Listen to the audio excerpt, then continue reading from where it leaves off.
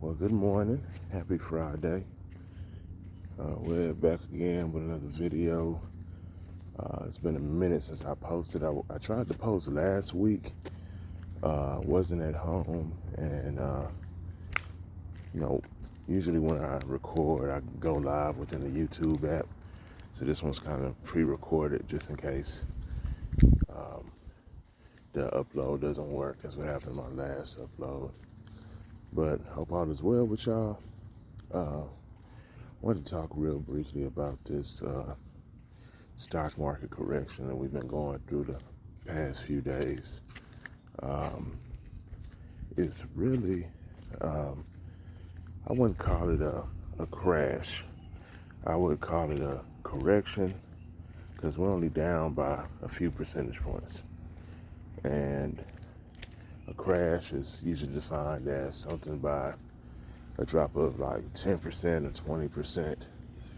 20%. So, we'll see what happens. Will a crash happen? I'm not sure.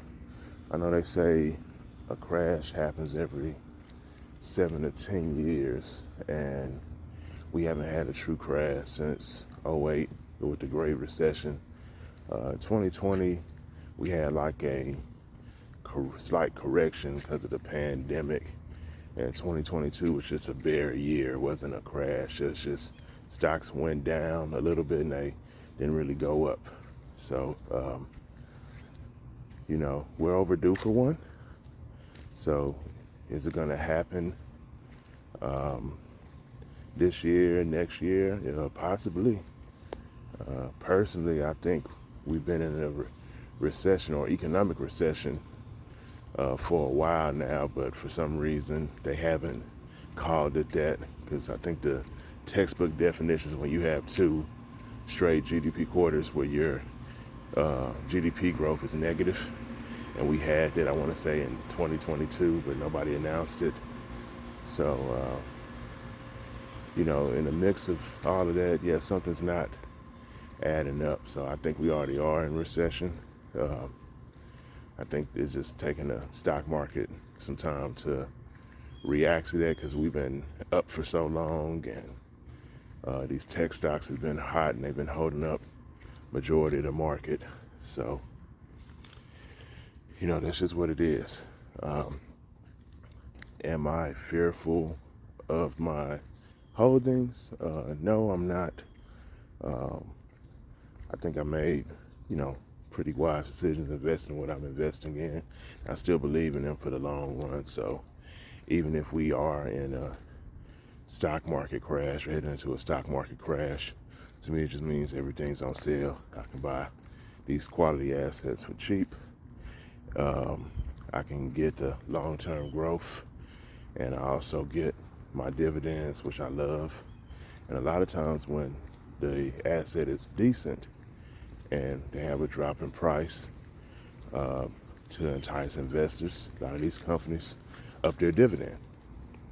So, it's a win-win either way, long-term growth.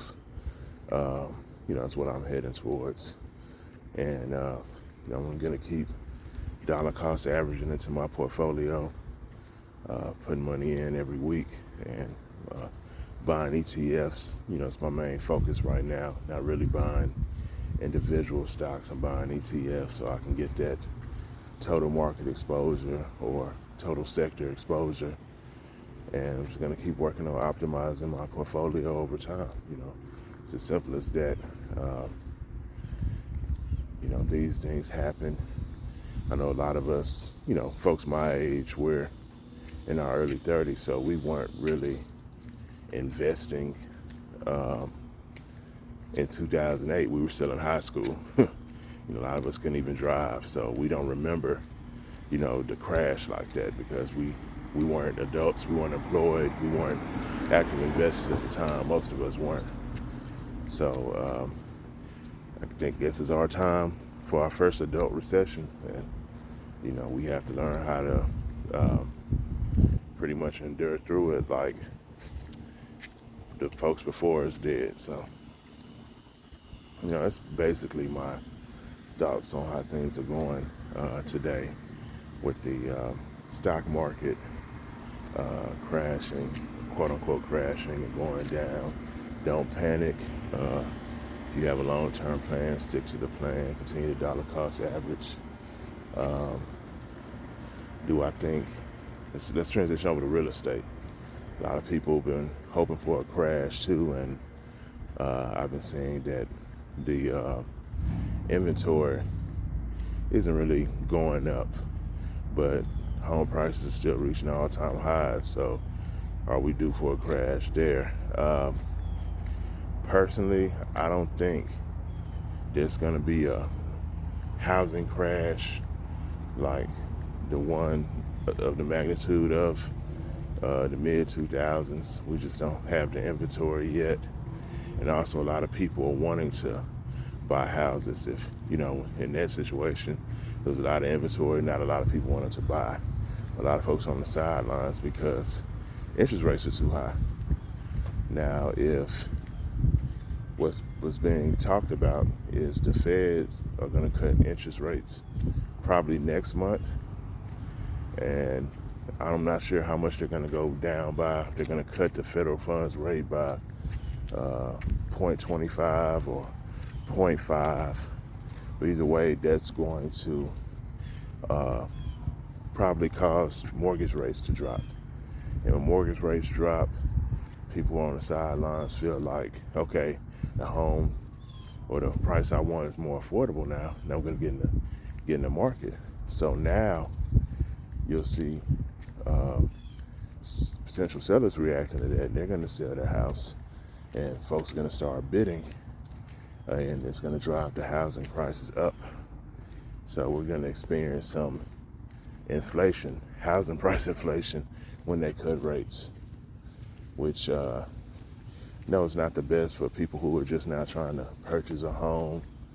But I like it personally because I'm a homeowner, so I already have, I already have the asset, so it goes up in value. That's good for me and my net worth. So that's all I wanted to talk about this morning. Just a quick video. Stocks are probably gonna go down or be down for a while.